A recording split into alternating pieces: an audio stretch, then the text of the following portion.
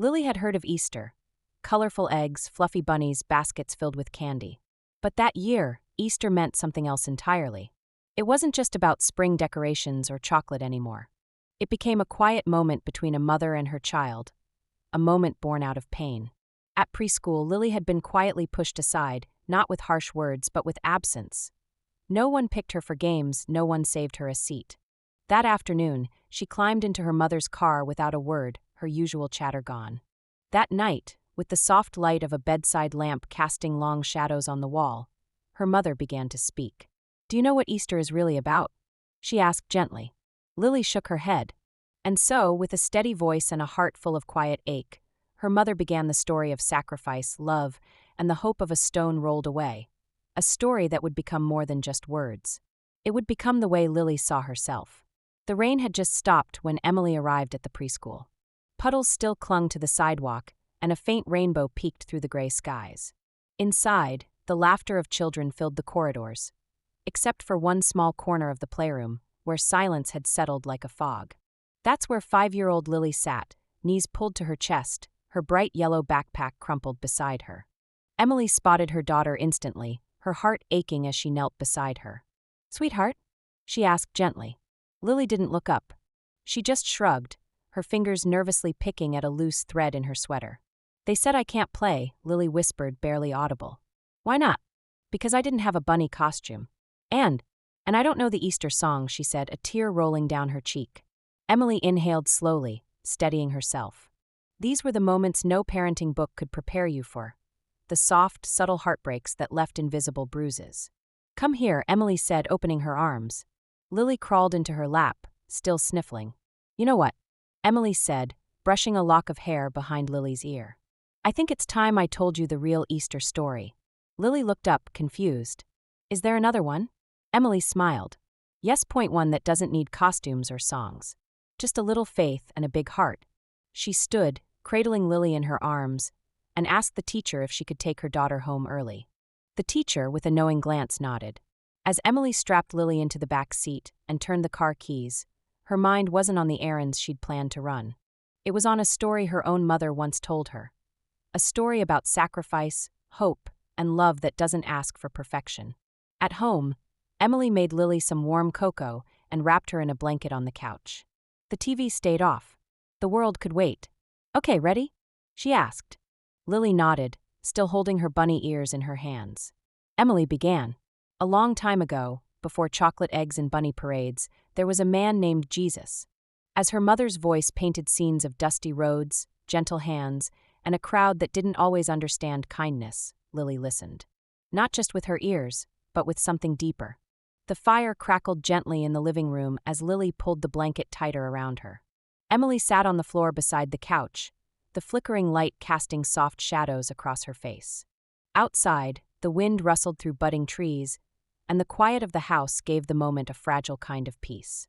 "So," Emily said, picking up where she left off, "Jesus wasn't born in a palace. He didn't have fancy clothes or an army. He was born in a stable surrounded by animals, hay, and people who didn't even have room for him in their homes." Lily's eyes widened. "That sounds kind of sad." It was, Emily nodded. But it was also beautiful. Because even though he had nothing, he came to give everything. Lily looked down at her bunny ears, her fingers now playing with one of them. "So what happened next?" Emily continued, her voice calm and filled with a quiet reverence. "When Jesus grew up, he didn't become a king like people expected. Instead, he helped the poor, healed the sick, and spent time with people nobody else wanted to be around." Lily tilted her head. "Like the kids who don't get picked at recess?" Emily smiled gently. "Exactly like that. He told stories that made people think, made them feel seen. But not everyone liked that. Some people in power were afraid of how much people loved him. So they came up with a plan to stop him." Lily leaned forward, her eyes serious. "What did they do?" Emily hesitated, choosing her words carefully. "They arrested him, even though he did nothing wrong. They made fun of him, hurt him, and eventually, they put him on a cross." Lily gasped. "That's awful." "It was," Emily said, her voice thick. "But do you know what he said while he was on that cross?" Lily shook her head. "He said, 'Father, forgive them.' Even when he was in pain, he forgave. He loved." Lily's face was quiet, thoughtful. "So, he died?" Emily nodded slowly. "Yes, and his friends were heartbroken. They thought the story was over. They wrapped his body and laid it in a tomb, rolling a big stone in front of it. The fire popped softly as Lily stared into the flames. But that can't be the end, right? Emily's smile returned, tender and warm. It wasn't. 3 days later, some women went to the tomb and found the stone rolled away. And an angel told them something amazing. He is not here. He has risen. Lily's eyes lit up. He came back. He did. And not just in a magic way. In a way that said, love is stronger than death. Hope is never lost. Lily was quiet for a moment. Then she whispered, I like that story better than the bunny one. Emily chuckled. Me too. Mom?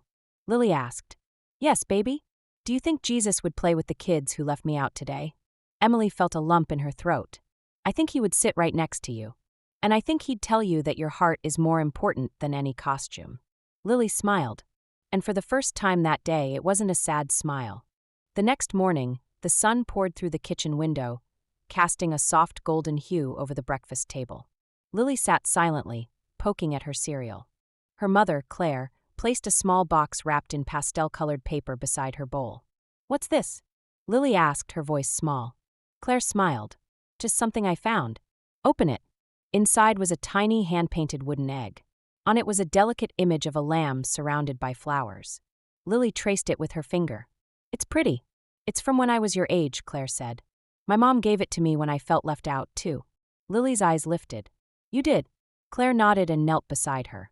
Sweetheart, the world can be unfair. Sometimes people leave us out not because of who we are, but because of what they don't understand. Lily looked down again, the weight still heavy on her shoulders.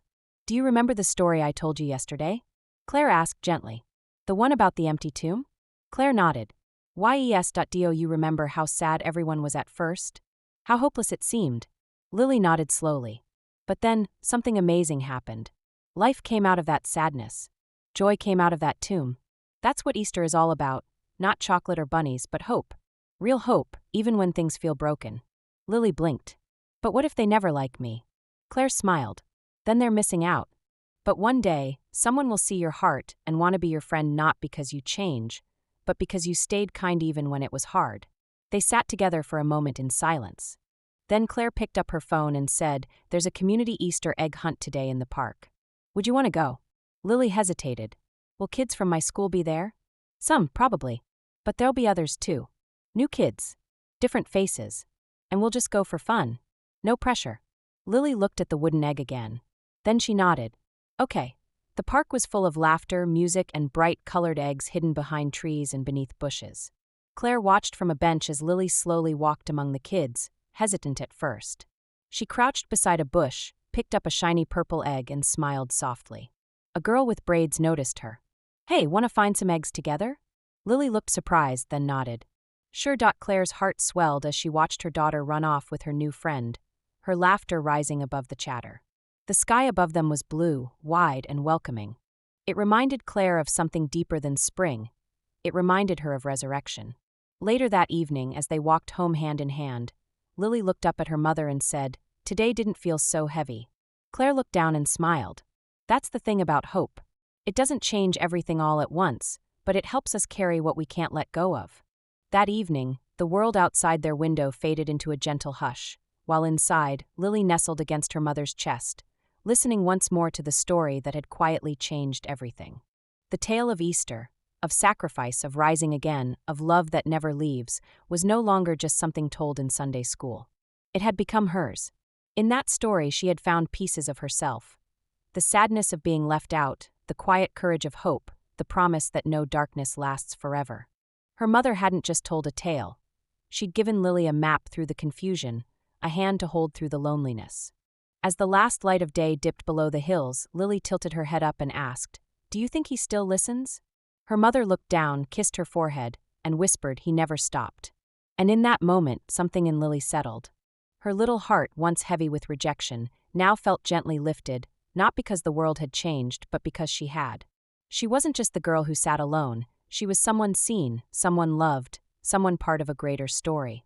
Sleep came easily that night, not because her problems were solved, but because her spirit had been cradled in truth.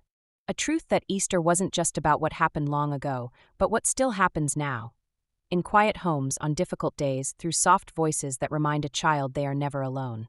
And sometimes that kind of love is the miracle we need most.